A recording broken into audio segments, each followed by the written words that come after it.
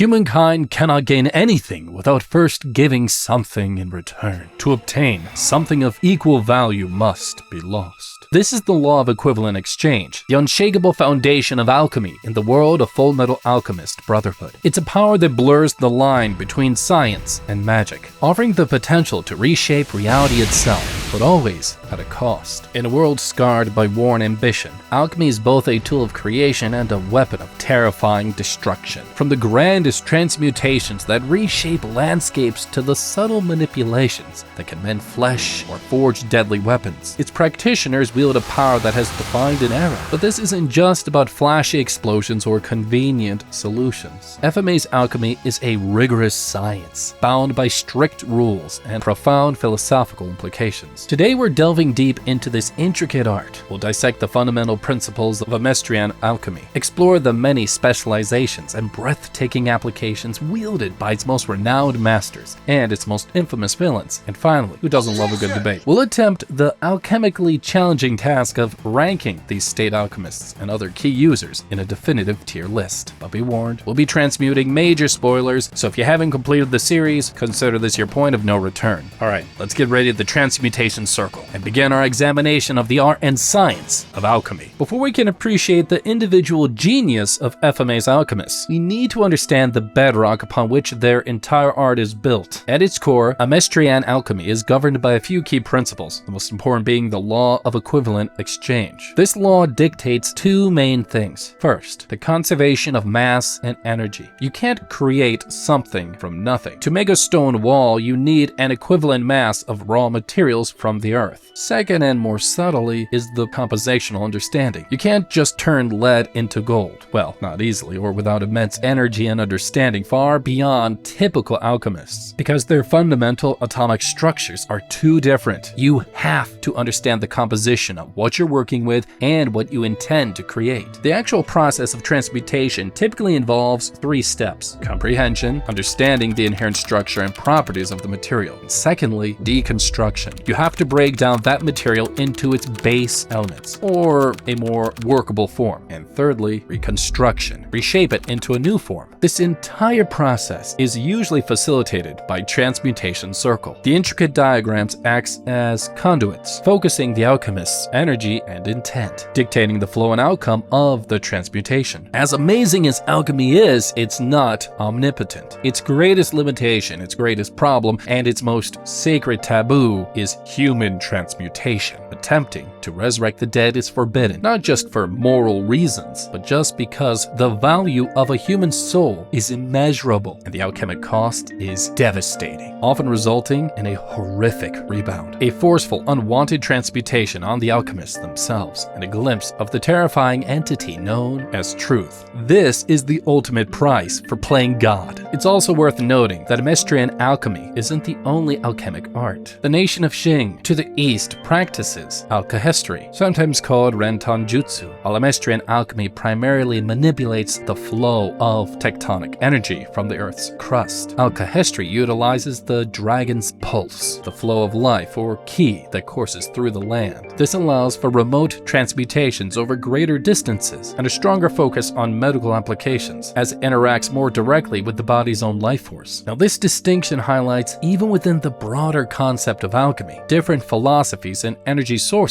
can lead to vastly different applications. Alright, now let's start our list. We're going to be using a standard tier system, and here's how we define it. S tier. These are the titans in the world of Full Metal Alchemist. Some would even say transcendent alchemists, whose power and skill are in a league of their own, capable of feats that redefine what's possible. Think God tier basically, or near God tier. The next tier, A tier. This represents exceptional mastery. These alchemists demonstrate outstanding power, skill, and versatility, often holding significant influence or posing major threats. They are the elite. B tier. Alchemists in this tier are highly skilled and often possess potent specializations. They are formidable opponents and valuable assets, but may have more defined limitations or less overwhelming power than those above. C tier. This tier includes proficient alchemists who are competent in their specific niches or roles. They might be effective in certain situations, situations, but generally don't reach the same heights of power, versatility as the higher tiers. And finally, D tier, what we might call the specialist tier. This is for individuals whose abilities are noteworthy in a very specific and often non-combative context, or those whose impact is significant despite not really fitting the conventional power scale. But how will we decide who will be in which rank? Well, the ranking is going to be based on a combination of the following criteria. First, raw power and destructive capability. How much sheer force can their alchemy unleash, and what's the scale of their impact? Second, versatility and adaptability. How well can they apply their alchemy in diverse situations, beyond just their primary specializations? Are they capable of improvising? Third, skill, precision, and control. Because it's not just about brute force, it's about how finely they can control their transmutations. Fourth, combat prowess using alchemy. How effective are they in a direct confrontation against other skilled opponents, integrating alchemy into their fighting style? Fifth, unique contributions, knowledge, and strategic impact. Do they possess unique alchemic knowledge, or does their alchemy offer significant strategic advantages? And finally, limitations and weaknesses. How significantly does their inherent weaknesses or dependencies affect their overall ranking? Now, the stage is set and the criteria is defined. Let's turn our attention to the practitioners themselves and see where they land. First up, Edward Elric, the Full Metal Alchemist. Ed's alchemy is defined by its sheer versatility and his rare ability to perform transmutations without a circle. This advantage gained at a terrible cost after attempting human transmutation and seeing truth allows him incredible speed and adaptability in combat. His primary style involves manipulating his immediate environment, creating walls, spikes, cannons from the earth or stone, or deconstructing enemy weapons. His automill arm serves as a focus and sometimes a source material for transmutations. While he's not a specialist in one particular element, his deep understanding of materials allows him to improvise complex transmutations on the fly. Key feats including his numerous creative solutions in combat and his ability to repair his own automail. His strengths are almost unparalleled speed due to having a circleless transmutation. He has high creativity and strong understanding of materials and a fierce determination. His weaknesses: he's still bound by equivalent exchange. His automill can be damaged and his emotional state can sometimes impact his focus. Now, placing Edward Elric on our list, considering his exceptional versatility due to his circleless transmutation, his high combat prowess and adaptability, and his profound understanding of alchemic principles despite how young he is, Ed firmly plants himself in A tier. He consistently demonstrates the ability to overcome incredible odds and outsmart more powerful foes through sheer skill and creative application of his alchemy. Next, Alphonse Elric. Like his brother, Al can perform alchemy without a transmutation circle. And while his fundamental Amestrian alchemy is similar to Ed's, Al's unique situation, being a soul bound to armor, presents different nuances. His alchemic journey sees a big evolution. Al often demonstrates a more defensive inclination. His armor offers immense physical resilience, and very importantly, Alphonse actively studies and incorporates principles of Xingyi's alchemy, granting him access to techniques like remote transmutation and a deeper understanding of manipulating ki, bridging the gap between the two alchemic arts. His strength is that he also has circleless transmutation, which is very rare. He has immense physical durability and a calm analytical mind, and enhanced versatility through alchemy. His weakness: his armor can be damaged or his blood seal targeted, and he needs materials for Amestrian alchemy. For Alphonse Elric, his comparable skills to Ed, his unique durability, and especially his later integration of alchemy, which significantly boosts his versatility and problem-solving capabilities, also earns him a solid spot in A tier. His ability to adapt and learn different alchemic philosophies showcases a profound depth of talent. Roy Mustang, the Flame Alchemist. Colonel Roy Mustang wields one of the most visually spectacular and devastatingly powerful forms of alchemy. He specializes in manipulating oxygen concentration and then creates sparks with his custom ignition cloth gloves to generate and precisely control fire. His control is incredibly refined, capable of pinpoint blasts or massive explosions. His incineration of envy showcases his terrifying focused power. He can also cauterize his own wounds. Strengths: he has immense destructive power, exceptional precision and control over flames, strategic mind, and strong leadership. His weaknesses: unsurprisingly, water renders his gloves useless. He requires oxygen and a reliance on specialized gloves. Colonel Mustang's placement is interesting. His raw destructive power is arguably among the highest, and his precision is top-notch. While his weakness to water is a significant tactical consideration, his overall strategic value and ability to neutralize even incredibly resilient foes are undeniable. Mustang is a clear A-tier alchemist, with the caveat that in optimal conditions, his offensive output can touch S-tier levels of devastation. Major Alex Louis Armstrong, the strong-arm alchemist. He combines his formidable physique with a powerful and artistic form of alchemy. His specialization lies in manipulating earth and stone, reshaping them into spikes, projectiles, or defensive walls, with incredible speed and force, using unique transmutation gauntlets. His style is direct and impactful. Beyond combat, he is skilled in creating intricate sculptures. Strengths. He has significant destructive power with earth and stone, and rapid transmutation speed, and immense physical strength and durability, and an unwavering fighting spirit. His weaknesses? He's reliant on the presence of stone and earth, and his style can be, well, less versatile. Now, for Major Armstrong, his power is undeniable, and his Armstrong alchemy is certainly flashy and effective. He's a reliable tank and can dish out considerable damage. However, his reliance on specific materials and a somewhat too straightforward combat style compared to the sheer versatility or overwhelming power of others places him, in my view, at the very top of B tier. Some might argue for A tier due to his sheer heart and destructive force in the right environment, but I think his limitations keeps him just shy of that elite group. Next is Izumi Curtis, the alchemy teacher of Ed and Al. Like her students, Izumi can perform alchemy without a transmutation circle, a consequence of her own tragic attempt at human transmutation. Izumi's alchemic style is incredibly potent and direct, mirroring the Elric brothers' versatility but backed by more experience. She can create massive stone hands, reshape terrain, and engage in complex transmutations with astonishing speed. She is also an exceptionally skilled martial artist, seamlessly integrating it with her transmutation.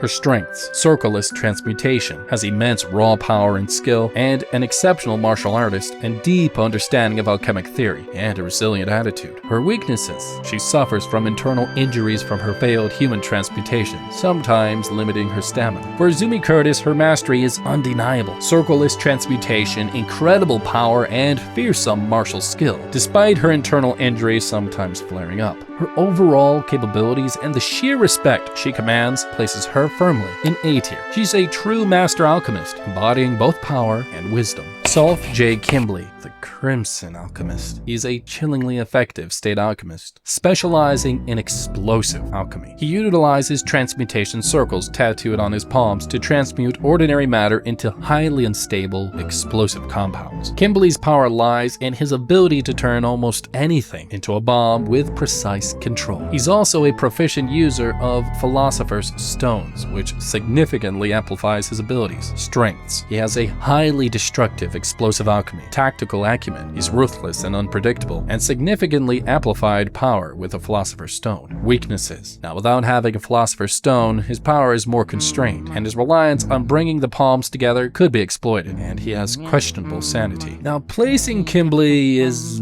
tricky. Without a Philosopher's Stone, he is a dangerous specialist, but not as dangerous. With one, he is a walking catastrophe. The sheer amount of terror and destructive efficiency he can bring, especially when he has access to a stone, and placing Kimbley at the very top of B tier, arguably pushing into A tier territory due to his unique and devastating specialization. Now, his ranking does heavily depend on how much you weigh the impact of the Philosopher's Stone he so readily employs. Next, Brigadier General Basque Grand, the Iron Blood Alchemist. He's known for his mastery over iron and other metals, focusing on large-scale destruction and overwhelming force. Grand can transmute massive cannons, walls, and other iron constructs, and he was a key figure in military campaigns. Strengths: his specialization in iron and metal manipulation, and is capable of large-scale transmutations, and has a commanding military presence. Weaknesses: his specialization might be less versatile if iron-rich materials are scarce, and his combat style appears, well, relatively straightforward. For Basque Grand, his ability to conjure massive iron defenses and artillery is undeniably valuable militarily wise, but his limited screen time and apparent lack of versatility makes him a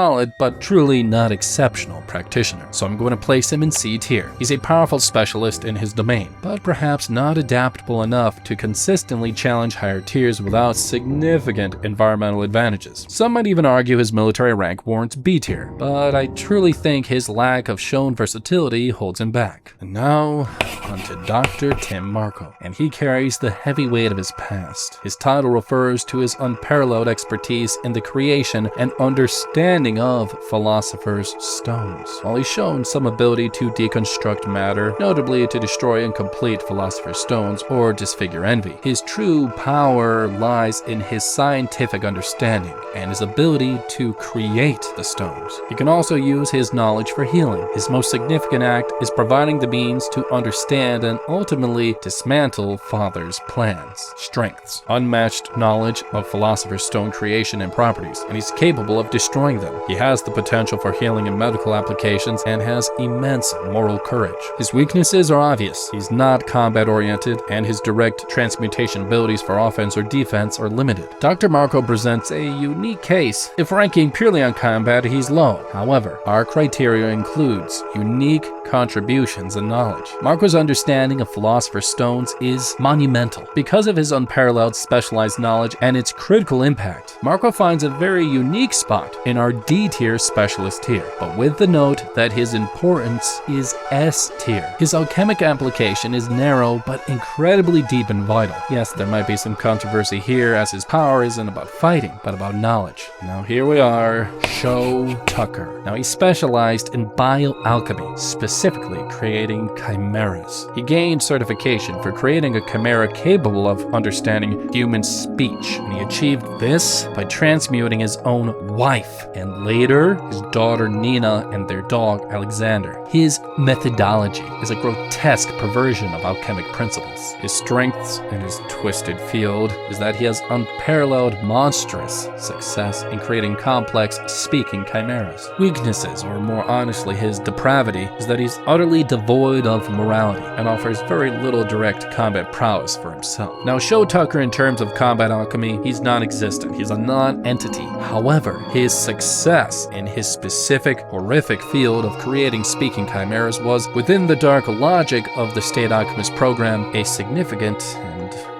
appalling achievement. For his unique, albeit monstrous, specialization and the ethical questions his work raises, Tucker also lands in the D tier specialist. He's not powerful conventionally speaking, but his alchemic niche is undeniable and disturbingly unique. Ranking him at all feels wrong, but his impact as an alchemist, for all the worst reasons, is undeniable. Isaac McDougall, the freezing alchemist. Now he specialized in the manipulation of water, particularly its rapid freezing and boiling. McDougall could instantly freeze large bodies of water, create massive ice walls, projectiles, and even boil water within a target's body. He utilized transmutation circles, often drawing on existing water sources. His strengths: he has a powerful control over water and ice, and capable of large-scale freezing or boiling effects, effective at area control or area denial. His weaknesses: he needs water. He is heavily reliant on the presence of water, and the elemental focus might lack versatility, and he's ultimately outmatched by many. For Isaac McDougall, his control over water and ice make him a legitimate threat, and he showcased significant destructive potential. But his strong dependence on available water and his relatively quick defeat suggests clear limitations.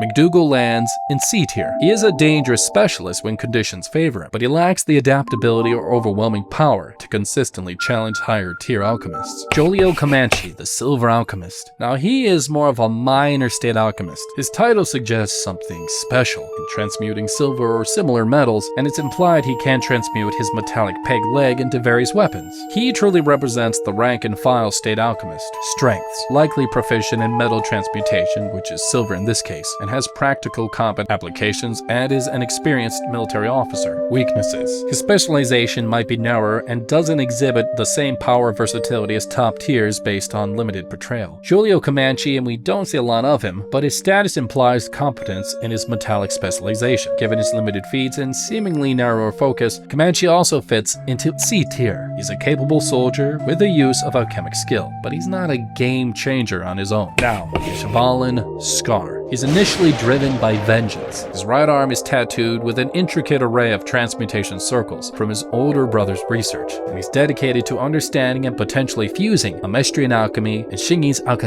Initially, Scar's primary application is deconstruction. He breaks down matter with touch, and later he gains the ability to also perform reconstruction, utilizing principles that blend both alchemic arts, which allows him to manipulate earth or activate complex arrays. Strengths. He has extremely potent deconstruction and exceptional physical prowess, and later has the ability to use reconstruction alchemy based on advanced hybridized research and immense determination. Weaknesses. Initially limited to deconstruction, the tattooed arm is the sole focus for his alchemy. He's not formally trained and relies on arrays, design, and his own intuition. Now, Scar's placement is fascinating. His initial deconstruction alchemy is uniquely effective. When he unlocks reconstruction, his versatility just skyrockets. Considering his unique and potent destructive capabilities, incredible combat skill, and eventually mastery of a more complete form of his brother's hybridized alchemy, Scar earns a high placement. I would say that he's solidly an A tier. His power is unconventional, but undeniably effective and capable of taking down even elite alchemists. Mei Chang, a young princess from Shing. She's a skilled practitioner of alchemy. Utilizing the Dragon's Pulse, Mei's alchemy allows remote transmutation, often using kunai with pre-drawn circles. Her alchemy also excels in medical applications, healing injuries by manipulating ki. She demonstrates considerable combat prowess despite her size, using agility, alchemy for offense via remote earthen spikes, and her panda, Zhao Mei. Strengths. Proficient in remote transmutation, skilled in medical alchemy and healing. She's agile and resourceful and has a deep understanding of ki flow. Weaknesses. Her offensive power might not match top-tier Amestrian combat alchemists, and her small size could be a disadvantage in raw strengths, and her reliance on pre-drawn circles on kunai for some applications. For Mei Chang, her mastery of alchemy offers a unique and highly valuable skill set. It is useful. Remote transmutation provides tactical advantages, and her healing is top-notch. She is a valuable asset. And yeah, her destructive output might not rival someone like Mustang, obviously. Her versatility, though, and strategic potential and life-saving medical skills are incredibly significant. So I'm placing Mei Chang in B tier. I would nudge her up at the higher end of the B tier. Her alchemy provides a different kind of power that's exceptionally useful, though maybe not as overwhelming in direct combat as some A-tier Amestrian specialists. But her healing alone can arguably push her higher for overall utility. Van Hohenheim,